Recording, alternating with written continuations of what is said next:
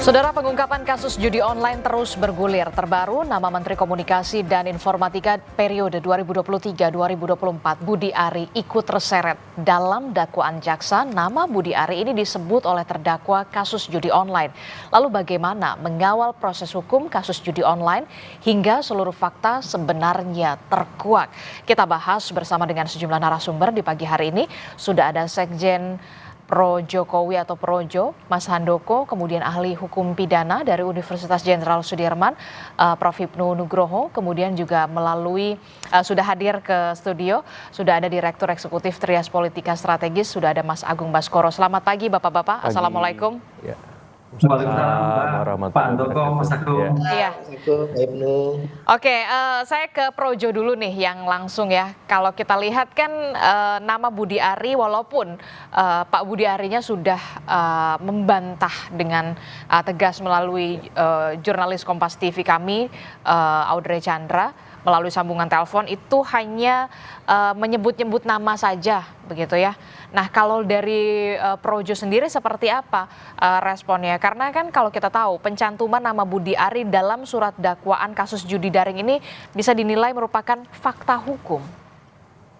Ya, terima kasih Mbak.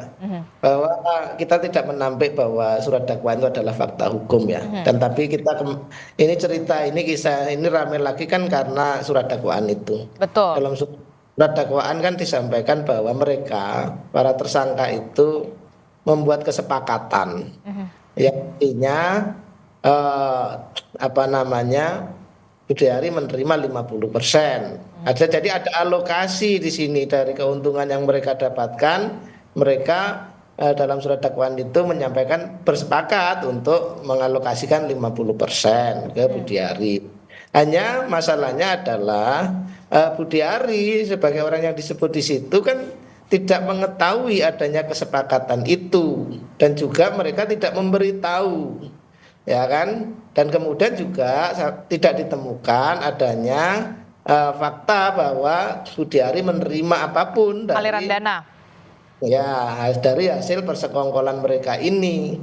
Jadi itulah yang kemudian 2 hari lalu saya juga membuat rilis untuk menjelaskan persoalan itu. Bukan kemudian artinya bahwa Budi Ari pasti terlibat, tidak, tetapi yang jelas itu adalah kesepakatan mereka saja bahwa mengalokasikan. Yang di situ juga tidak disebutkan bagaimana, apakah Budi Ari mengetahui, tidak disebutkan. Dan kami yakin gitu kan dari selama ini kasus ini berkembang, Budi Ari tidak terlibat karena kami posisinya justru sebaliknya. Ketika Budi Ari diminta Pak Jokowi untuk menjadi Menteri Kominfo waktu itu, tugas besarnya adalah memberantas judi online yang saat itu sudah sedemikian marak dan dinilai sangat mengganggu bagi kehidupan ekonomi maupun sosial masyarakat kita, terutama di kalangan bawah. Itulah justru kemudian yang sayangnya kemudian berkembang, mereka menyebut-nyebut nama Budi Ari meskipun kita tidak tahu motif mereka membuat kesepakatan itu kenapa. Kira-kira gitu Mbak. Jadi maksud Anda kemudian keterangan dari para terdakwa Zulkarnain Aprilantoni, Adi Krismanto, Alwin Jabarti dan juga Muhrijan alias Agus ini merupakan keterangan palsu atau kemudian hanya persengkongkolan di antara para terdakwa ini untuk kemudian menyeret nama Budi Ari? Saya tidak tahu palsu atau tidak. Yang jelas mereka bersepakat ya. Kalau mereka bersepakat mungkin benar, saya nggak tahu. Tapi Budi Ari sebagai orang yang dalam kesepakatan itu dialokasikan 50% katanya, itu faktanya tidak tahu dan mereka juga tidak memberitahu ke Budi Ari dan Budi Ari juga tidak menerima apa-apa gitu loh. Jadi itu yang ingin saya jelaskan. Kan misalnya oke, kami ini berempat bersepakat ngasih ke Mbak ini, kemudian Mbaknya nggak tahu dan nggak menerima apa-apa, kan begitulah kira-kira. Dalam sidang ini harus dibuktikan seorang Budi Ari benar-benar menerima aliran dana atau tidak sesuai dengan keterangan dari para terdakwa ya, untuk menguatkan dari keterangan para terdakwa. Tentunya karena kasus judi online ini sudah sedemikian panjang, sudah sedemikian lama dan menyita perhatian publik dan ini juga masalah besar bangsa kita. Kami tentu Projo ingin satu persoalan persoalan hukum ini juga segera menemukan titik terang siapa yang salah, siapa yang tidak segera terang dan tentu juga kami terus berharap bahwa perlawanan terhadap judi online ini nggak boleh kendor, Betul. ya kan? Nggak boleh kendor karena ini merugikan sekali bagi bangsa kita. Itu Mbak. Itu artinya juga seorang Budi Ari siap untuk nantinya juga dipanggil jika dipanggil di pengadilan untuk pembuktian di sana. Pasti siap lah sebagai warga negara yang baik. Pasti Budi Ari juga siap untuk membantu semua proses hukum yang berjalan. Saya yakin. Saya ke Prof. Hipnu. Prof. Hipnu, ini kan rame lagi nih judi online begitu ya, setelah ada nama Budi Ari gitu ya terseret kembali dalam surat dakwaan begitu yang dikatakan menerima 50% dari keseluruhan website yang dijaga dari surat dakwaan yang kemudian dibacakan begitu ya. Nah, kalau begitu ini kan kita lihat pencantuman nama Budi Ari ke dalam surat dakwaan itu adalah fakta hukum. Nah, dari fakta-fakta persidangan ini bisa tidak sebenarnya jadi penguat bagi penyidik? Karena kan kita tahu Budi Ari sendiri sebelumnya memang sudah diperiksa oleh Barreskrim begitu terkait dengan judi daring ini. Ya, gini Mbak Asti, jadi surat dakwaan itu adalah dokumen resmi yang dibuat oleh jaksa penuntut umum yang berdasarkan berita acara pemeriksaan di tingkat penyidikan yang kemudian diformulasikan dalam surat dakwaan. Formulasi surat dakwaan mengandung syarat formil dan syarat material. Syarat formil tentang identitas, syarat material tentang lokus dan tempus delicti dari suatu perbuatan yang dilakukan. Oleh karena itu, ketika menyebut orang-orang yang ada dalam surat dakwaan yang mungkin belum tentu, itu untuk menggambarkan suatu peristiwa yang terjadi ketika itu dalam suatu peristiwa terhadap judul, terhadap pengawanan web judul. Nah, ini yang digambarkan secara konkret. Nah, dalam penggambaran itu sudah barang tentu sudah ada siapa terdakwanya di antara 4. Nah, kemudian bagaimana yang lain? Itu akan diklarifikasi. Karena dalam mencari pidana itu adalah mencari kebenaran material, kebenaran sebenarnya. Sejauh mana di antara terdakwa dan yang disebut-sebut itu ada suatu hubungan. Memang ya dalam hal kajian pengungkapan suatu perkara itu Barreskrim juga penyidik Polri ini mungkin agak ragu ketika itu di penyidik kemudian dilempar ke penuntut umum untuk menunggu dalam suatu pembuktian. Makanya kalau memang nanti seperti Pak tadi disampaikan bahwa Pak Handoko tadi, ya nanti kan dihadirkan. Pertanyaan dihadirkan nanti, adakah penguat ataukah tidak? Ini yang akan timbul di dalam suatu persidangan nanti. Jadi persidangan dalam suatu konsep persidangan mencari bukti itu bagian juga alternatif. Ketika dalam penyidikan itu masih ragu-ragu, dilempar pada penuntut, siapa tahu dalam penuntutan ini akan berkembang, akan menunjukkan bukti-bukti. Kalau tidak, ya sudah selesai. Jadi Anda ingin mengatakan kepolisian ragu-ragu kemudian dilempar kemudian ke kejaksaan begitu? Ya, karena kalimatnya kan ada namanya itu pembagian tadi Pak Handoko tadi. Menerima atau tidak itu lain soal, tapi disebut itu artinya kan, ini gimana ini kan gitu kan. Sebab kalau menerima dakwaannya bukan 27, mungkin permufakatan kan itu kan. Persekongkolan ini kan tidak. Ini kan kaitannya adalah mentransmisikan konten judi online. Nah gitu loh. Nah, mengkontensikan online itu berarti kan mungkin Pak Menteri itu hanya karena sebagai menteri ya diminta kaitannya bagaimana kok ini bisa terjadi. Nah itu suatu yang wajar karena semua yang bertanggung jawab itu adalah menteri dalam suatu penilaian suatu perkara gitu. Oke, berarti menunggu dulu pembuktian di persidangan, baru kemudian ketika di persidangan pembuktiannya sudah jelas, barulah kemudian penyidik bisa bekerja di sini atau bagaimana sebenarnya? Kan sudah 4 tersangka nanti, Mbak. 4 tersangka ini harus terbuka nanti. Bagaimana terjadi? Betulkah ada kesepakatan betulkah sudah menerima ataukah hanya menulis dari Pak Handoko tadi, wah ini ancang-ancang untuk besok dan sebagainya. Itu yang terjadi. Kalau itu terjadi nanti, ya lain soal. Tapi kalau tidak, ya berarti tidak terjadi apa-apa. Disinilah yang akan dikupas nanti dalam suatu pembuktian, khususnya adalah peran tersangka ini. Apakah nanti membuka ataukah tidak? Ataukah hanya sekedar menulis tadi? Begitu. Oke, berarti perlu ada konfrontir di sini ya. Seorang Budi Ari di persidangan perlu hadir di sana dengan dikonfrontir dengan para terdakwa sesuai dengan keterangan terdakwa yang masuk ke dalam surat dakwaan. Ya, kalau surat dakwaannya berbunyi seperti itu, mau tidak mau ada konfrontasi, dikonfrontir. Karena paling tidak sebagai menteri kok ditulis seperti ini, betul atau tidak? Oh tidak, karena begini. Oh betul lah. Ini nanti akan diadu nanti dari para terdakwa yang sekarang ini yang menyebutkan dalam dakwaan seperti itu. Oke, bagaimana respon Projo? Harus ada konfrontir di sana, dikonfrontir antara Budi Ari dan juga para terdakwa untuk membuktikan. Itu proses hukum, Mbak. Silahkan proses hukum berjalan dengan baik ya. Kita warga negara yang baik tentu ngikutin semua proses hukum yang baik. Kalau kemudian di situ dinyatakan oh tidak ada bukti apa-apa, ya sudah, memang Budi Ari tidak terlibat, kan silahkan. Kalau kemudian ternyata ada keperluan lain, ya tentu Budi Ari sangat siap, karena kayak misalnya waktu lalu dipanggil oleh Barreskrim untuk memberikan keterangan, ya datang memberikan keterangan. Jadi niatnya memang niat baik. Ini kami dari Project juga menilai sebagai bagian dari perjuangan kita bersama untuk memberantas judi online.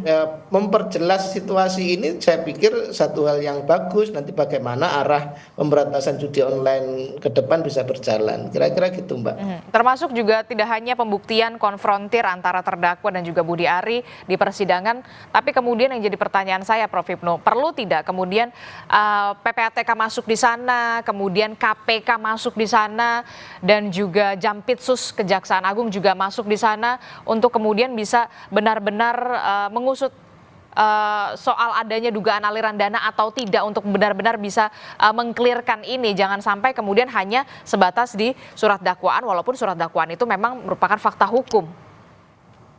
Ya, kan kalau Barreskrim kan menyidik terhadap tindak pidana umumnya. Kan itu. Jadi sekarang ini terkait dengan tindak pidana umum terhadap judi online. Apa terkait pembaginya. Jadi yang menarik ini gini, Mbak. Jadi siapa yang judi itu malah nggak kelihatan, tapi orang-orang yang terkait membacking, memfasilitasi yang kena. Ini yang menarik. Justru artinya siapa yang judi lah itu ketahuan. Oh A, B, C dan sebagainya. Itu yang rame. Ini enggak kita. Malah yang terjadi adalah pihak-pihak yang memfasilitasi, pihak-pihak yang tanda petik yang kita diskusikan sekarang ini yang agak sebetulnya sekunder ini. Tapi itu yang primer itu yang judi online itu, seperti yang kemarin di Lampung, wah itu baru kena ini A, B, C, D dan sebagainya sekian orang lah. Ini yang nggak terungkap ya, nggak terungkap. Tapi ya oke lah, ini bagian dari upaya negara untuk melakukan suatu penindakan judi online lah. Pertanyaannya apakah penegak hukum yang lain? Tergantung. Karena kalau KPK itu terkait kaitannya dengan korupsi. Apakah ada suatu suap? Apakah itu terjadi penyalahgunaan kewenangan? Nah gitu. Demikian juga jaksa. Jadi semua lembaga penegak hukum yang ada sesuai dengan posisi masing-masing. Tapi yang saya tahu, ketika suatu perjanjian, ada suatu MOU, ketika suatu tindak pidana sudah sepakati, dilakukan suatu tindak pidana tersendiri. Siapa? Oh Barreskrim dulu. Biar tuntas, baru kemudian yang lain. Sehingga tidak terjadi tumpang tindih penanganan yang bersama-sama. Seperti halnya kasus, kalau Mbak Istrial, kasus pagar laut. Nah gitu kan. Pagar laut kemarin kan informasinya kan para tersangka dilepaskan, akhirnya korupsinya masuk dan sebagainya. Ini sebelum begitu kan. Jadi satu-satu, biar fokus yang kemudian nanti di antara bukti-bukti itu saling menguatkan. Karena bukti ini sudah untuk bukti yang lain. Bukti yang lain bisa buat bukti yang begitu. Tapi kemudian kenapa ini kemudian menjadi menjadi sorotan begitu ya? Karena kan kita tahu terdakwanya ini ada nama Zulkarnain Apriliantoni yang kemudian kita tahu mantan komisaris BUMN, ada juga nama Adi Kismanto yang merupakan staf ahli dari Kominfo ketika kita tahu pemerintah pusat tengah gencar-gencarnya untuk memberantas judi online, justru kemudian orang di dalam internal sendiri yang kemudian di dalam dugaan membackingi begitu ya, yang kemudian sekarang menjadi terdakwa begitu, Prof. Hipnu. Tapi saya ke Mas Agung dulu, Mas Agung. Nama Budi Ari ini menarik begitu ya, karena apa? Di era Presiden Joko Widodo kita tahu beliau dalam Menkominfo, kemudian di eranya Pak Prabowo, kemudian bergeser jabatan begitu ya, dan nama Budi Ari adalah salah satu nama yang kemudian terseret begitu ya dalam tanda kutip, dicantumkan namanya dalam surat dakwaan gitu ya di era Presiden Prabowo Subianto dan juga Gibran Rakabuming Raka. Bagaimana kemudian Istana harus merespon ini walaupun sudah menyerahkan? Betul. Pak Hasan Nasbi sudah mengatakan sudah menyerahkan sepenuhnya dengan kasus ini ke hukum. Kan ada reshuffle jilid ke reshuffle atau gimana nih? Ya tergantung. Yang jelas dalam politik itu persepsi kadang lebih penting daripada fakta itu sendiri, Mbak Adis. Persepsi lebih penting? Ya, dalam politik. Sehingga ketika proses hukum berlangsung, proses politik itu akan sangat cepat bergulir secara konvensional. Sehingga menurut saya akan ada baiknya Pak Budi Ari, sekedar masukan, itu menggelar press conference terang-terangnya supaya pemerintahan Presiden Prabowo tidak mendapati beban yang terlalu besar terhadap kasus judol ini yang menjadi istilahnya perang semesta kita, selain soal korupsi. Karena kalau dibiarkan terus-menerus, ini kan akan tidak bagus ya, persepsinya justru minor kepada pemerintahan. Yang kedua, yang saya lihat juga, karena ini berulang ya, dan ini juga dalam ekosistem di mana keluarga Solo terus mendapat serangan bertubi-tubi, Pak Budi Ari ini salah satu turunan dari simbol keberlanjutan. Ya, kita tahu beberapa waktu terakhir ada Mas Gibran diserang dengan isu pemakzulan, Pak Jokowi dengan isu misalkan ijazah, sekarang Pak Budi Ari dengan isu judol. Ini kan isu-isu besar yang sekarang berkelindan dengan pemerintahan. Nah, saya kira memang ini harus dipastikan betul, karena kalau misalkan ini tidak clear dan clean sama sekali, ini justru akan mengganggu lagi dan lagi relasi antara keluarga Solo dengan keluarga Hambalang semacam itu, sehingga ke depan ya ini harus ditegaskan sebaik mungkin, karena ini kan prosesnya jelas semacam itu, dan kita tahu sensitivitasnya begitu tinggi gitu. Ada yang menganggap ini di framing, ada yang dianggap ini memang murni kasus hukum dan seterusnya. Tapi yang jelas dalam politik lagi dan lagi saya tegaskan persepsi itu lebih utama, dan sedikit banyak ya misalkan Projo sudah hadir, Pak Handoko ya saya kira diapresiasi, tapi itu tidak cukup karena publik sekarang sudah berpikiran liar ya. Udah kemana-mana. Persis, dan itu harus dipastikan supaya ini tidak mengganggu stabilitas dan konsolidasi politik secara keseluruhan seperti itu. Bagaimana respon dari Projo sendiri, Pak Handoko?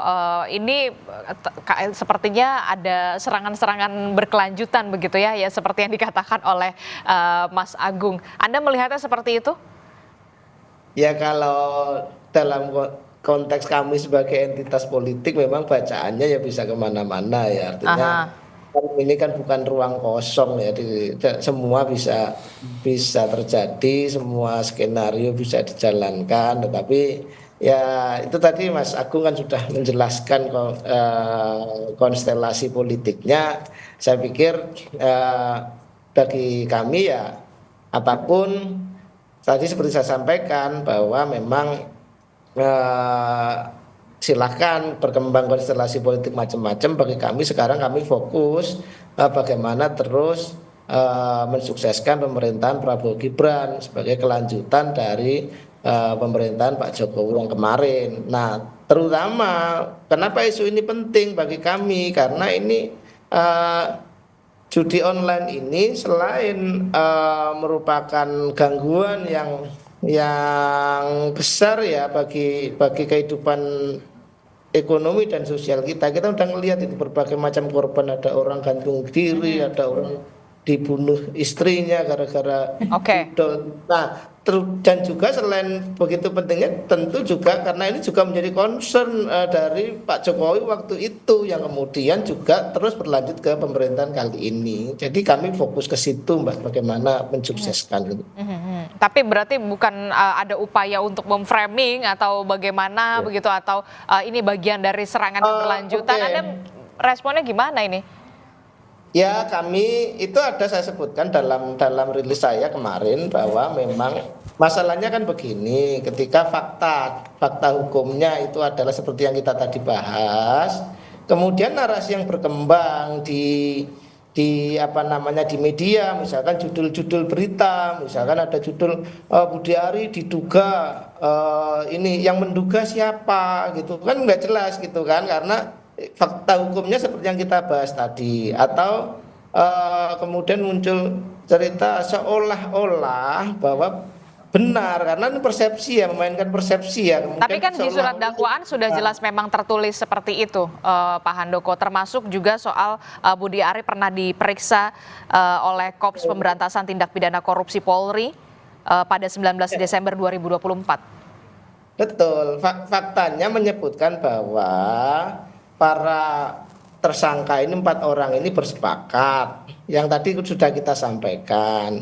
Kemudian ya mungkin ya kami paham lah, karena bagaimanapun juga Projo ini kan entitas politik ya. Ya kemudian tentu kita tidak bisa menghindar dari berbagai spekulasi, narasi dan serangan yang mungkin ada kepentingan-kepentingan lain yang nebeng dalam urusan ini. Itu kan siapa memang yang mau nebeng? Ya nggak tahu Mbak, saya nggak tahu. Itu yang wajar terjadi kan dalam konstelasi politik, kita semua juga sudah paham gitu loh Mbak ya, kira-kira begitu Mbak. Oke, baik. Termasuk juga kalau kata Mas Agung adalah perlu sebenarnya seorang Budi Ari ini menggelar konferensi pers supaya clear, keterangannya jelas sejelas-jelasnya kepada publik, jangan sampai kemudian menimbulkan presiden buruk juga kepada pemerintahan Prabowo Gibran begitu, termasuk juga asumsi-asumsi yang terlanjur sudah liar kemana-mana begitu. Ya. Siapkah kemudian Budi Ari? Dengan usulannya Mas Agung didengar Pak Budi Ari hari ini, dan beliau nanti nggak tahu langkah apa ya yang dilakukan, apakah menggelar konferensi pers atau apa. Tapi kemarin juga beliau juga ketika dikontak wartawan juga merespon, memberikan statement-statement. Artinya itu adalah bahwa kami baik Budi Ari maupun Projo gitu ya sangat terbuka dan mendukung semua proses untuk membuat ini menjadi semakin terang benderang, kira-kira gitu Mbak. Tapi terasa nggak sih sekarang Projo memang lagi diserang nih, sepertinya gitu, kalau menurut Mas Agung? Nanti kalau sekali jadi aktivis politik ya hari-hari diserang Mbak, biasa aja. Oke, kalau Mas Agung gimana nih konstelasi politiknya makin panas nih kayaknya hari-hari ini setelah nama Budi Ari ini sudah disebut-sebut gitu di dalam surat dakwaan. Konstelasi politiknya apakah nanti akan ada perubahan yang signifikan atau seperti apa? Persis. Jadi kan kalau Mbak Adis tadi nanya apakah ada celah reshuffle terjadi, saya kira kalau memang kasus hukum ini terus bergulir, kemudian juga persepsi politik juga mengelilingnya dengan intensif, mau nggak mau itu akan jadi pertimbangan bagi presiden. Karena setiap presiden melakukan reshuffle itu kan ada 3 pertimbangan. Betul. Pertimbangan pertama itu soal politis. Nah, Pak Budi Ari ini kan dalam tanda petik hanya didukung kelompok relawan namanya Projo atau Probo, mungkin pro Prabowo semacam itu. Jadi entitas politiknya hari ini kurang terlalu solid kuat gitu, karena yang membackup kan sudah tidak lagi menjadi presiden. Pertama itu. Yang kedua pertimbangan teknokratis. Ini ada koperasi merah putih yang itu menjadi salah satu istilahnya program besar dari Hasta Cita, 17 program prioritas dan quick win-nya Pak Prabowo. Jadi kalau ini terganggu pelaksanakannya, otomatis dimensi teknokratisnya akan juga masuk. Artinya Pak Budi Ari mau nggak mau akan mengalihkan sebagian besar energinya untuk menghadapi kasus judol ini semacam itu. Sehingga ketika masuk ke dalam persepsi yang ketiga, ketika presiden mau reshuffle itu ada pertimbangan yuridis. Kalau sudah ada celah masuk ke sana terlalu dalam, terlalu lanjut, maka ketiga-tiga pertimbangan itu akan mendapat checklist semua. Kalau yang sekarang checklistnya udah berapa? Saya kira baru masuk pertimbangan politis, ya, baru politis. Baru politis dari 3. Karena teknokratisnya Koperasi Merah Putih masih jalan terus. Terus yuridisnya masih dalam proses penyelidikan semacam itu. Jadi kalau checklist kedua masuk, ketiga juga, ya kemungkinan reshuffle itu sangat besar. Karena kan ini bakal mengganggu program-program Presiden Prabowo semacam itu. Tapi kalau hanya sebatas tadi ya, cuman semacam dakwaan, kemudian harus dibuktikan ternyata tidak terbukti ataupun sebaliknya, ya itu nanti tergantung penegak hukumnya seperti apa. Tapi yang jelas kenapa menjadi relevan Pak Budi Ari kemudian menggelar semacam press conference itu untuk menegaskan sebenarnya bagaimana duduk persoalan ini supaya tidak liar dan tidak kemana-mana ini barang semacam itu. Dan kemarin memang sempat saya lihat beberapa di media Pak Budi Ari sudah menjelaskan, tapi itu terlalu singkat. Jadi publik pun juga nggak terlalu fokus, sehingga ini kasus ini akarnya masalahnya seperti apa terhadap 4 orang terdakwa tadi yang memberikan keterangan, karena sangat detail. Setorannya berapa, inisial kodenya gimana. Saya orang yang awam hukum misalkan sampai ini kok sampai sedetail ini gitu kan. Sampai berapa persen, berapa betul, persennya. berapa persennya, inisial yang diberikan apa semacam itu, terus harga berapa ininya, setorannya itu kan detail banget gitu. Dan kalau udah semacam itu kan berarti ada sesuatu di sana, dan Pak Budi Ari harus menggelar press conference sedetail itu juga. Apakah inisial itu memang benar adanya misalkan, kemudian setorannya segitu, termasuk nama orang yang kemudian sebenarnya tidak lolos di Kominfo tapi juga masuk. Relasinya harus diklarifikasi sejauh mana, sehingga ya publik, oh ternyata Pak Budi Ari firm tidak terlibat, ataupun memang nanti penyelidik akan menindaklanjuti, sehingga ini terang. Dan saya berharap memang kasus ini bisa clear, sehingga kita bisa menelusuri akar yang kata Pak Hipnu tadi kan, ini yang judulnya aja nggak diganggu-ganggu, malah yang memfasilitasi saja. Saya berharap ini proporsional. Yang difasilitasi ia juga harus kita ungkap, yang pelakunya juga, karena ini perang semesta kita selain soal korupsi seperti itu. Jadi bandarnya sama afiliatornya harus wajib. Jangan afiliatornya aja. Semacam itu, karena ini akarnya kan semacam itu. Lalu bagaimana kemudian, benarkah Budi Ari sudah siap untuk bisa menyampaikan secara detail begitu ke hadapan publik, karena memang di surat dakwaan pun secara detail, termasuk juga benarkah polisi nanti juga akan bisa bergerak cepat dengan adanya fakta hukum dari persidangan, termasuk juga nanti pembuktiannya akan seperti apa? Jangan dijawab dulu Prof. Hipnu dan juga Mas Handoko, kita akan kembali usai jeda. Kami kembali.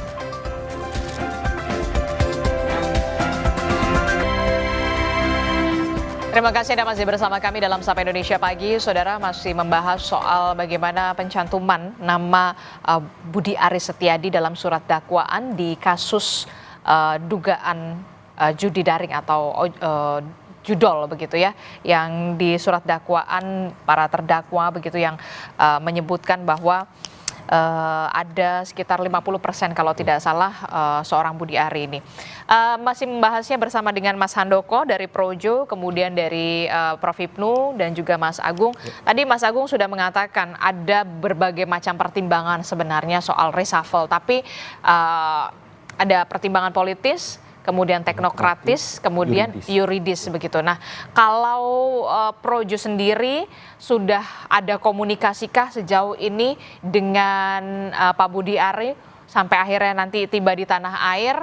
Karena kan informasinya sekarang masih di luar negeri ya. Sudah ada komunikasi membahas soal ini, langkah apa yang nanti akan dilakukan seorang Budi Ari, termasuk juga apakah nanti akan melakukan keterangan pers begitu ya, untuk memberikan keterangan atau menyampaikan informasi sejelas-jelasnya, sedetail-detailnya, sama seperti surat dakwaan yang begitu detail juga disampaikan dalam persidangan. Mas Handoko. Ya, kalau komunikasi ya tentu saya berkomunikasi selama ini dan juga selalu intens komunikasi saya. Ya kemarin terakhir komunikasi saya itu beliau masih di Roma, tetapi kayaknya sore waktu sana terbang ke Jakarta. Mestinya hari ini sudah sampai. Harusnya hari ini sudah sampai.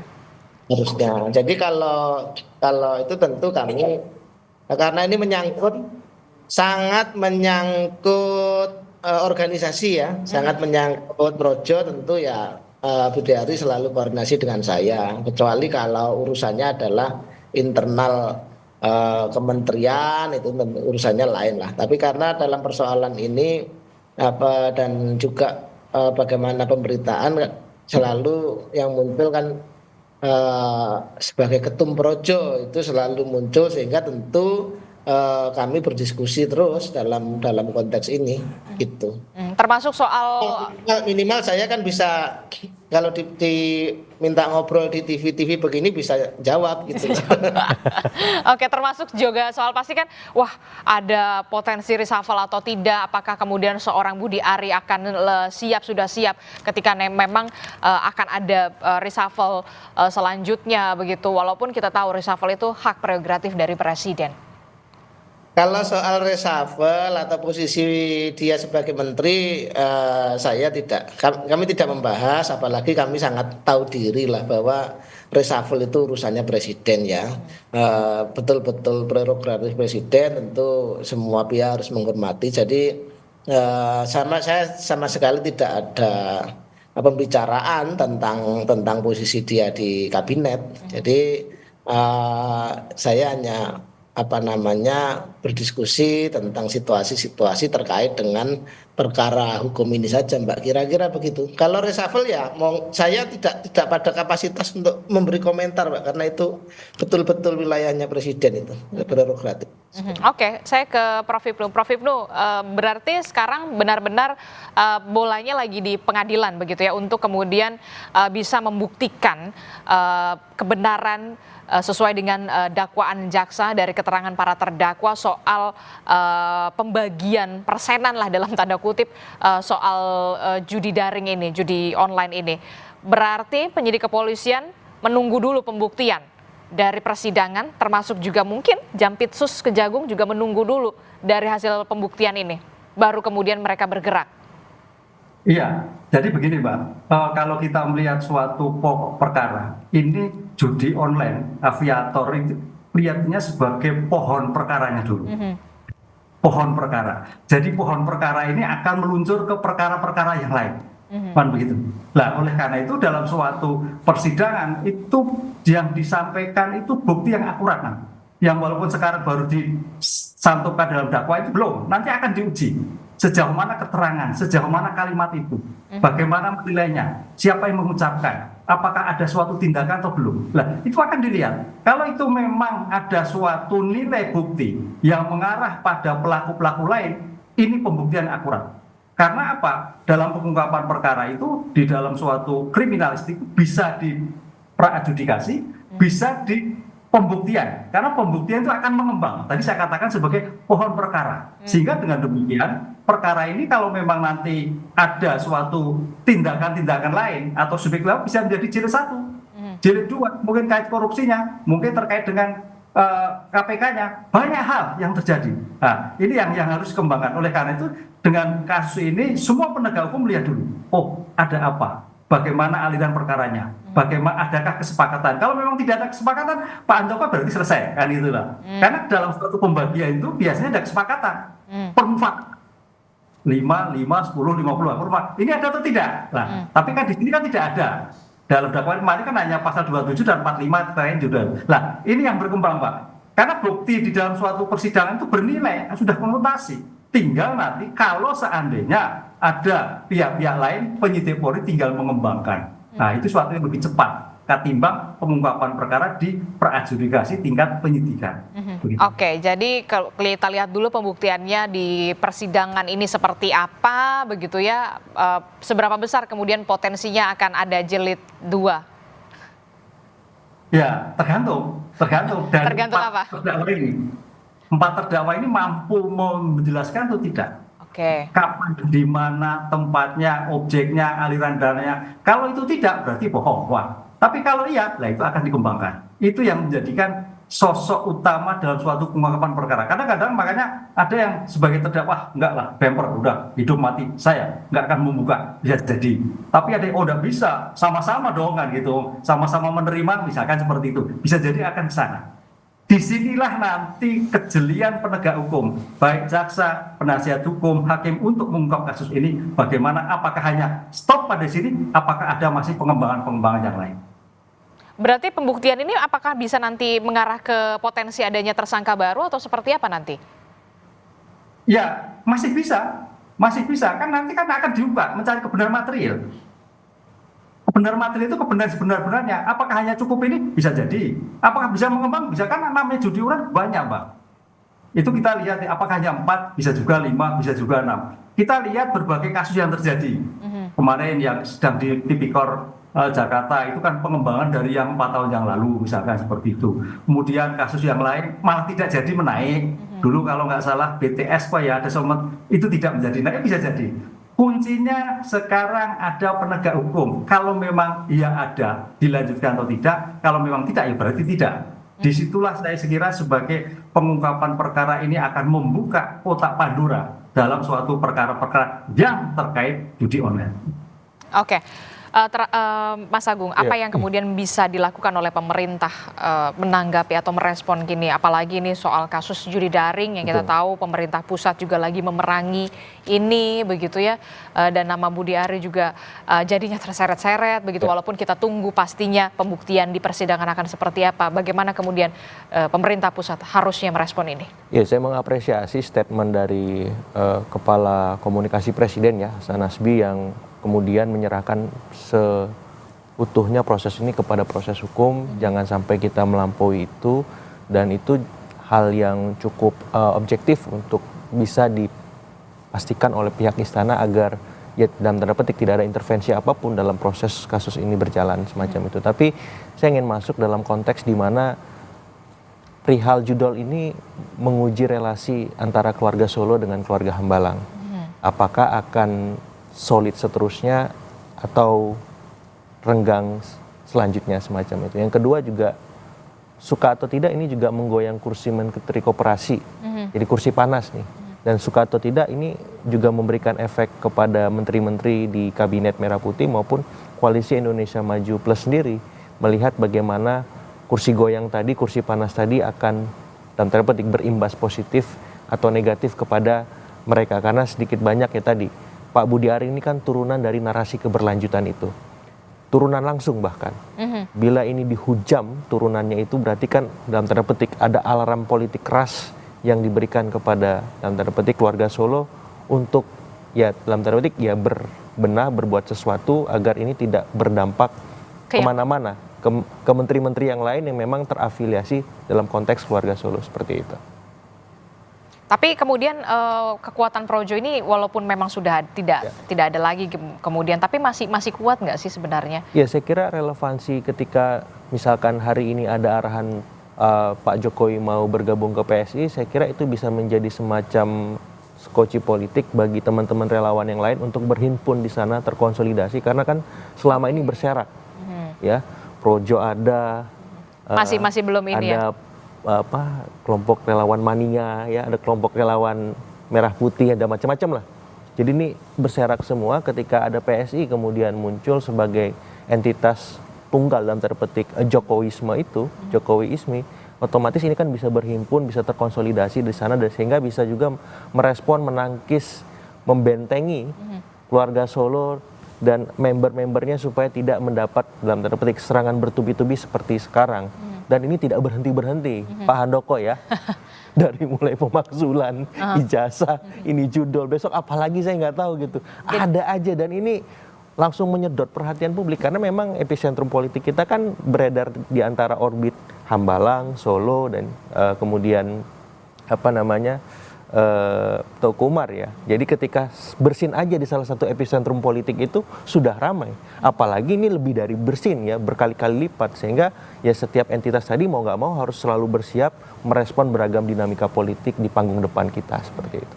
Termasuk juga upaya seorang Joko Widodo akhirnya kemudian akhirnya kok mau ya gitu ya ikut juga ke PSI begitu ya. Persis, karena memang beliau butuh dalam tanda petik kendaraan walaupun ada yang statement lebih butuh PSI terhadap Pak Jokowi. Tapi kalau saya melihat ini setara relasinya, sama-sama butuh. Karena biar bagaimanapun kalau Pak Jokowi ingin melanggengkan legasinya, pengaruhnya, dia harus punya institusi politik resmi formal yang bisa masuk ke dalam sistem politik kita. Dan itu bisa memberikan dampak signifikan ke ranah eksekutif, yudikatif, legislatif, dan pos-pos strategis yang lain. Tapi kalau hanya sebatas beliau perorangan, perseorangan, hanya mengandalkan magnet figur dia, sampai kapan ini bisa berlangsung seperti itu. Tapi kalau dia berpartai, contohnya jelas Pak SBY, Ibu Mega dan yang lain semacam itu punya kekuatan. Punya kekuatan. Karena hampir semua presiden punya partai kan. Pak Gus Dur juga punya PKB semacam itu. Jadi tinggal Pak Jokowi partainya apa. Sementara di partai-partai yang sudah eksis di parlemen ini mataharinya sudah terbit dan terik. Nah, Pak Jokowi harus menemukan satu partai, apakah misalkan ada partai projo atau ya fokus ke PSI aja atau seperti apa? Nah, kita serahkan ke Pak Jokowi. Nah, itu dia gimana Mas Handoko? Ini juga menguji relasi antara Solo dan juga Hambalang, termasuk juga Pak Jokowi tampaknya harus punya kendaraan politik begitu ya, mungkin ke PSI atau ke Projo, ke Projo, partai Projo. Mas Handoko. Projo, Pak. Gimana Mas Handoko? Terakhir, Mas Handoko masih di mute? Masih di mute? Oke, silahkan Mas Handoko terakhir, singkat saja. Ya, kalau soal itu kita lihat saja nanti. Ya, lihat saja nanti. Gitu. Termasuk juga menguji relasi Hambalang dan juga Solo. Sudah dijelaskan sama Mas Agung tadi. Saya pikir saya ini kan nanti kayak pengamat saya kalau ngomong itu nanti ya. Oke, nanti kita akan tunggu saja seperti apa ya langkah dari seorang Joko Widodo ya. Oke, terakhir Prof. Hipnu, apa yang kemudian bisa dilakukan oleh pengadilan yang saat ini kemudian tadi Anda sebutkan bolanya lagi di pengadilan, apa yang bisa dilakukan oleh Kejaksaan Agung termasuk juga mungkin KPK dan juga kepolisian? Ya, karena sekarang sudah masuk proses hukum, fokus pada pembuktian. Karena pembuktian itu nilai jantungnya suatu persidangan. Apakah pada hanya kasus judul, apakah pada merembet kepada yang lain. Itulah juga nanti di pembuktian kali ini. Karena di dalam pembuktian di persidangan itu akan bernilai apabila berkaitan dengan bukti yang lain. Akan bernilai apabila keterangan satu saksi sesuai dengan saksi yang lain. Akan bernilai apabila keterangan saksi berhubungan dengan yang lain. Disitulah makanya akan mempermudah apabila terjadi kemungkinan pada tindak pidana lain yang menyangkut pada subjek lain. Disitulah saya kira menjadikan barometer untuk mengungkap suatu kejahatan-kejahatan yang mungkin timbul. Kalau nggak timbul nggak apa-apa. Yang mungkin timbul terhadap permasalahan judi online. Oke, kita kawal terus nantinya persidangan dari para terdakwa ini, khususnya di agenda pembuktian, termasuk juga kemungkinan seorang Budi Ari Setiadi ini akan memenuhi juga panggilan dari pengadilan untuk diberikan keterangannya atau memberikan keterangannya secara jelas dan juga detail supaya benar-benar bisa clean and clear begitu ya, Mas Handoko. Terima kasih Mas Handoko dari Projo telah bergabung bersama kami dan juga ada Prof. Hipnu telah bergabung bersama kami. Mas Agung, terima kasih juga sudah hadir ke studio. Terima kasih Bapak-bapak, sehat selalu. Assalamualaikum. Selamat